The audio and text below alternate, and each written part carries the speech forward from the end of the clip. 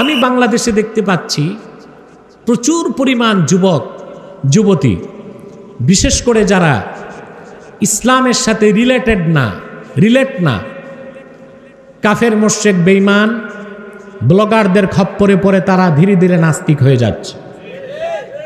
নাস্তিকতা ব্যাপক আকার ধারণ করেছে বাংলাদেশে।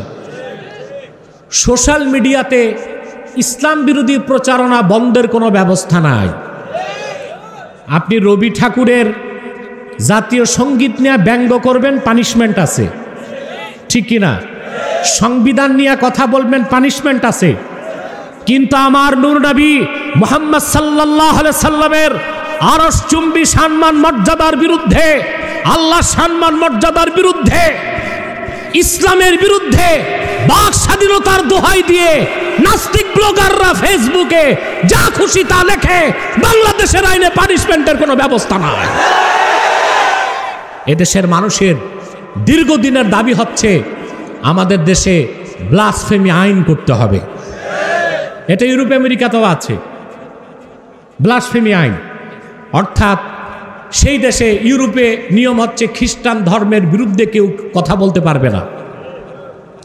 অথবা আমরা চাই বাংলাদেশে বাক স্বাধীনতার দোহাই দিয়া ইসলামের বিরুদ্ধে কেউ কথা বলবে সেই সুযোগ দেওয়া হবে না। সোশ্যাল মিডিয়াতে অবাধে ব্লগাররা ব্লগ লিখতেছে আর মানুষগুলোকে বেঈমান বানায় দিচ্ছে। মানুষ কখন বেঈমান হয়? ইমানের মূল্য যখন তার কাছে থাকে না, তখনই সে বেঈমান হয়।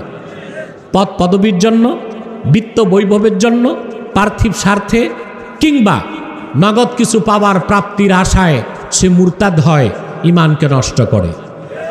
অথবা আমাদের ইমান আনলেই চলবে না, ইমানকে মজবুত করতে হবে। ইমানের তিনটা স্তর। কয়টা? জোরে বলেন। আমি ইমানের কথা বলি, ইসলামের উপর কিছু কথা বলবো, ঠিক আছে? আল্লাহ বলেছেন ইমানদাররা ইসলামে প্রবেশ করো। তো দুটো জিনিস বুঝতে হবে, ঠিক কিনা? ইমানের কয়টা স্তর? তিনটি স্তর। তিনটার আবার সম্পর্ক ইয়াকিনের সাথে। কিসের সাথে? ইয়াকিনের সাথে। যেমন প্রথম হচ্ছে ইমানে লফজি, এর উপরে হচ্ছে ইমানে জেহনি, এর উপরে হচ্ছে ইমানে গাইবি। কোন ব্যক্তি যখন কালেমা শাহাদাতকে বিশ্বাস করে, কালেমাকে বিশ্বাস করে অন্তরে, কালেমাকে বিশ্বাস করে মুখে, সে লোকটা মুমিন হয়ে যায়। তার ইমানটা ইমানে লফজি। আর তার ইয়াকিনের নাম হচ্ছে, তার যে ইয়াকিন, ইয়াকিনের আবার তিনটা স্তর আছে। ইলমুল ইয়াকিন, আইনুল ইয়াকিন, হাক্কুল ইয়াকিন। প্রথম স্তরের মুসলমান, তার ইয়াকিন হচ্ছে আইনুল ইয়াকিন, তার ইয়াকিন হচ্ছে ইলমুল ইয়াকিন। যখন তার ইমানের নূর বেড়ে যায়, অন্তরে ইয়াকিন যখন আরো বেড়ে যায়, তখন তার ইয়াকিনটা হয়ে যায় আইনুল ইয়াকিন, আর তার ইমান হয়ে যায় ইমানে জেহনি। যখন তার ইয়াকিনটা আরো বেড়ে যায়, তখন তার ইয়াকিন হয়ে যায় হাক্কুল ইয়াকিন, আর তার ইমানটা হয়ে যায় ইমানে গাইবি। তার ইমানটা চূড়ান্ত রূপ ধারণ করে, তখন ইমানের মধুর স্বাদ সে পেয়ে যায়। তাকে তখন কেটে টুকরো টুকরো করে দিলে কিংবা আগুনে জ্বালিয়ে ভস্ম করে দিলেও সে তার জীবন দিবে, ইমান দিবে না। আপনার ইমান যখন ইমানে গাইবি হয়ে যাবে, আর আপনার ইয়াকিন যখন হাক্কুল ইয়াকিন হয়ে যাবে, তখন আপনার কাছে জান, মাল, দল, নেতা, নেত্রী সব কিছুর চেয়ে প্রিয় হয়ে যাবে ইমান। সুবহানাল্লাহ বলবেন না? প্রিয় হবে কি? আল্লাহর হাবিবের সাথ করেছেন সহিহ আল বুখারী কিতাবুল ঈমান হাদিস নাম্বার 25। আল্লাহর হাবিবের সাথ করেছেন সালাসুন মান কুন্না ফীহি ওয়াজাদা হালাওয়াতাল ঈমান। যে ব্যক্তির মধ্যে তিনটা খাসলত একত্রিত হয়ে যাবে, সে ব্যক্তি ইমানের মধুর স্বাদ পেয়ে যাবে। সুবহানাল্লাহ বলবেন না?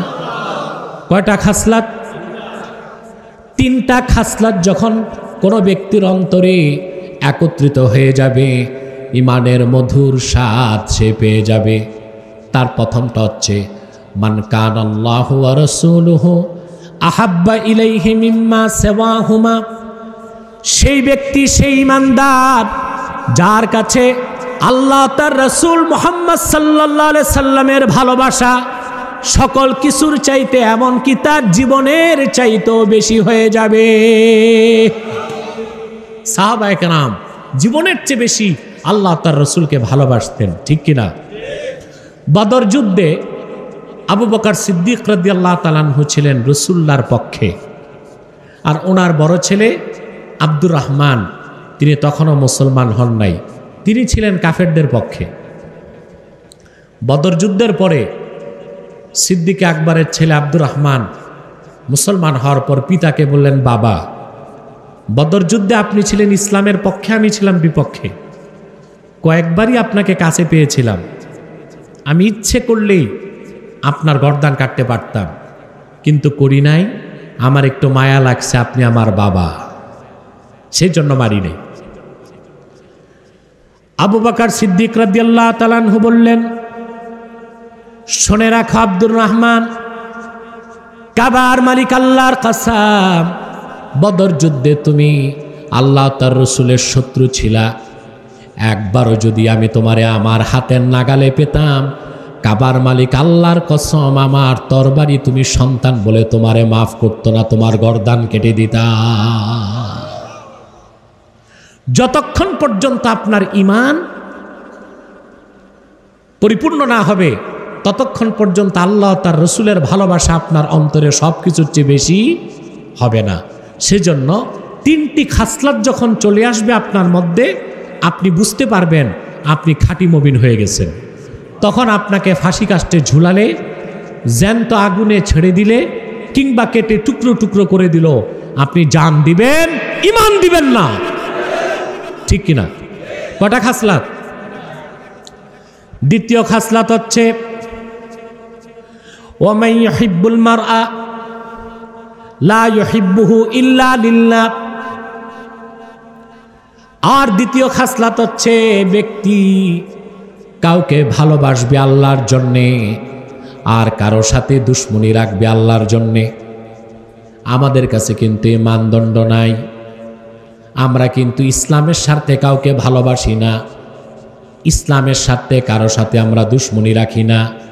আমরা ঈমান ও ইসলামের চেয়ে বেশি অনেক সময় নিজের দল মত আর আদর্শকে প্রাধান্য দিয়ে থাকি, দেখি না? আমরা দেখা যাচ্ছে দলের নেতা ইসলাম বিরোধী বক্তব্য দিছে, পদ হারাবার ভয়তে আমরা চুপ থাকি, ঠিক কিনা? দলের নেতা ইসলামের বিপক্ষে নীতি করতে যাচ্ছে, পদ হারাবার ভয়তে আমরা চুপ থাকি না।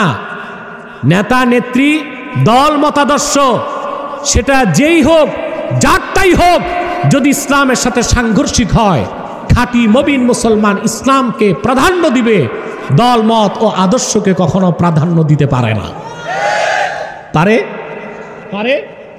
এটা করবেন কেমনে? আপনি তো ওই কোয়ালিটি অর্জন করতে পারেন নাই। কয়টা খাসলাত? প্রথম হচ্ছে সব কিছুর চেয়ে বেশি আল্লাহ তার রাসূলকে ভালোবাসতে হবে। দুই, কাউকে ভালোবাসবেন কার জন্যে? কার সাথে দুশ্মনী কার জন্যে? জোরে বলেন, কার জন্যে?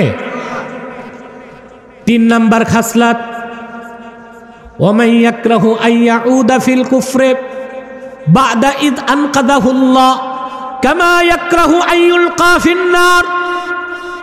কোন ব্যক্তি একবার ঈমানের দৌলত লাভ করার পরে, মুমিন হয়ে যাবার পরে, আবার তাকে কুফরির দিকে তার ফিরে যাওয়া, কাফের হয়ে যাওয়াকে সে সেই রকম অপছন্দ করবে, জীবন্ত তাকে আগুনের নিক্ষেপ করাকে সে যেই রকম অপছন্দ করে, অর্থাৎ সে তার ঈমানকে রক্ষা করার জন্য আগুনে ঝাঁপ দিবে, ফাঁসিতে ঝুলবে, তীরের আঘাতে তার গোশত হাড্ডি ছিন্ন হয়ে যাবে, জান দিবে, ঈমান দিবে না। রাসূলুল্লাহ সাল্লাল্লাহু আলাইহি সাল্লামের জলিলুল কদর সাহাবী ছিলেন হযরতে আম্মার রাদিয়াল্লাহু তাআলা আনহু। নাম শুনেছেন? কি নাম বলেন তো? এক পরিবারের তিনজন, পিতার নাম ইয়াসের, মায়ের নাম সুমাইয়া, ছেলের নাম আম্মার। 3 জনের একটা পরিবার। শুনছেন না আপনারা? মায়ের নাম কি? প্রথম যিনি শাহাদাত বরণ করছেন কালেমার জন্যে, সুবহানাল্লাহ। পিতার নাম ছিল ইয়াসের, ছেলের নাম আম্মার। মক্কা শরীফের সবচেয়ে গরিব পরিবার ছিল তারা।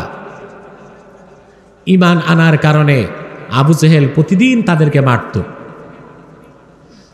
হযরত সুমাইয়া রাদিয়াল্লাহু তাআলা আনহা, কুখ্যাত আবু জেহেল তাকে প্রচণ্ড নিপীড়ন নির্যাতন করে বলল, সুমাইয়া, তুমি যদি মুহাম্মদ সাল্লাল্লাহু আলাইহি সাল্লামের দ্বীনকে না ছাড়ো তোমাকে হত্যা করা হবে। এই কথার প্রতিবাদে অবলা সরলা সতীসাধ্বী বীরাঙ্গনা হযরতে সুমাইয়া কাবার চত্বরে দাঁড়ায় প্রকাশ্যে কালেমার ঘোষণা করলেন। তীর ধনুকার ঢিলের আঘাতে আল্লাহর ঘর কাবার সামনে তাকে শহীদ করে দেওয়া হলো। তারই সন্তান হযরতে আম্মার প্রতিদিন কুখ্যাত আবু জেহেল, আবু লাহাব তাকে নির্যাতন করে নিপীড়ন করে।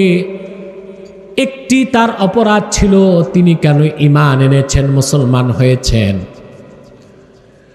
নির্যাতন নিপীড়ন করতে করতে বিরক্ত হয়ে একদিন আবু জেহেল হযরত আম্মারের শরীরের মধ্যে আগুন ধরায় দিল।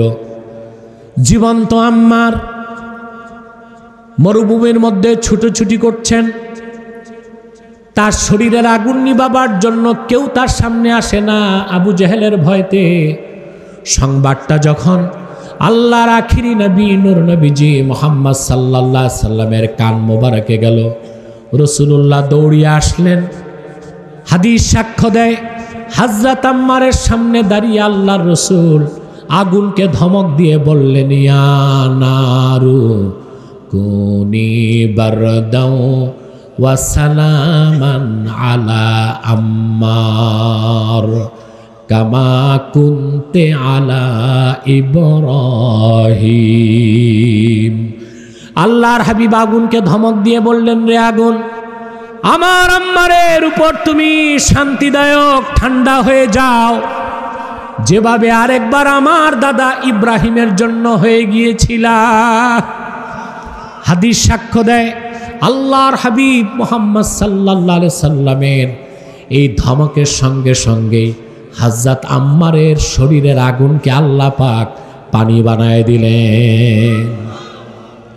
আমার ভাইয়েরা, এইভাবে হযরতে আম্মার, হযরতে খাব্বাব, হযরতে খুবাইব, হযরতে হুসাইন ইবনুল আরাত্তি রাদিয়াল্লাহু তাআলা আনহু, হযরতে বেলাল, সাহাবায়ে কেরাম কাফের মুশরিকদের চরম নির্যাতন নিপীড়নকে বরদাস্ত করে তাদের জীবনটা আমার আল্লাহর জন্য উৎসর্গ করে দিয়েছেন। তারপরও তারা ইমানের দৌলতটা কাফেরের হাতে তুলে দেন নাই। আর আজকে বাংলাদেশে আমরা দুঃখজনকভাবে দেখতে পাই, শুধুমাত্র দল, নেতা নেত্রী আর তথাকথিত কারো আদর্শকে ঠিক রাখার জন্যে আমরা যখন তখন কোরআনের বিরুদ্ধে অবস্থান নেই, ইসলামের বিরোধিতা করি, ইমানকে বিক্রি করে গাদ্দারের কাতারে সামিল হয়ে যায়। না, আপনার সবচেয়ে বড় দৌলত ইমান। পূর্ণ ইমান নিয়ে কবরে যাবেন, আপনার কবরটা বেহেশতের টুকরা হয়ে যাবে। বুখারী শরীফের হাদিস, মৃত্যুর সময় যদি আপনার ইমান পরিপূর্ণ থাকে, আমল নামায় একটা শিরক কুফর না থাকে, ফেরেশতা এসেই তো আপনাকে সালাম দিবে। সুবহানাল্লাহ কইবেন না? মালাকুল মউত এসে আপনাকে সালাম দিবে। আল্লাহ রাব্বুল আলামিন কোরআন কারীমে বলেছেন, লাহুমুল বুশরা ফিল হায়াতিদ দুনিয়া ওয়া ফিল আখিরাহ লা তাবদীলা লিকালিমাতিল্লাহ। আয়াতের ব্যাখ্যায় মুফাসসিরগণ লেখেন, উম্মতে মুহাম্মাদি খাঁটি ইমানদার যদি হয়, মৃত্যুর পূর্বেই আল্লাহ রাব্বুল আলামিন রহমতের ফেরেশতা তার কাছে পাঠায় দিবেন। সুবহানাল্লাহ বলবেন না? রহমতের ফেরেশতা মৃত্যুর সময় তার মাথার কাছে আদরে সাদরে তারে সান্ত্বনা দিয়ে বলে, আল্লাহ তাখাফু ওয়া লা তাহজানু ওয়া আবশিরু বিল জান্নাতিল্লাতী কুনতুম তুআদুন। ও আল্লাহর বান্দা, ভয় পেও না, চিন্তা করো না। ওয়া আবশিরু বিল জান্নাহ, জান্নাতের খোঁজ খবর নাও। এই কথা যখন ফেরেশতা বলে, ইমাম ফখরুদ্দিন রাজি লেখেন, বান্দার ঘর থেকে আকাশ পর্যন্ত সব দরজা আল্লাহ খুলে দেয়। বান্দা দুনিয়া থেকেই বেহেশতে তার কামরা দেখতে পায়। আল্লাহু আকবার, সুবহানাল্লাহি বিহামদিহি। মালাকুল মউত তার রুহুটা নেয়, বেহেশতের থেকে আনা তাস্তারিতে রুহুটা রেখে বেহেশতি রেশম দিয়া ঢেকে দেয়। ফেরেশতা মুমিনের রুহু নিয়ে উপরে যায়, যত উপরে যায় সুগন্ধি ছড়াতে থাকে। সুবহানাল্লাহি বিহামদিহি, সুবহানাল্লাহ। যখন আল্লাহর কাছে চলে যায়, আল্লাহ রূহকে ডাক দিয়ে বলেন, ইয়া আইয়াতুহান নাফসুল মুতমাইন্না, হে প্রশান্ত চিত্ত এবং আত্মা, সুবহানাল্লাহ, তুমি তোমার রবের সন্তুষ্টির দিকে প্রত্যাবর্তন করো। সুবহানাল্লাহ। ফাদখুলি ফি ইবাদি ওয়াদখুলি জান্নাতি, আমার নেককার বান্দাদের সাথে শামিল হয়ে আমার জান্নাতে চলে যাও। এটা ঈমান।